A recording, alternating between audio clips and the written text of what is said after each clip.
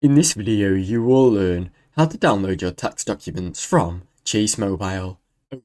Open the Chase Mobile app. Launch the Chase Mobile app on your smartphone, then log in with your username and password. Access your account menu. Tap on the menu icon and navigate to your account summary page to view more options. Find the Secure Messages or Statements section. Look for the section labelled Statements or Documents or Tax Documents within your account.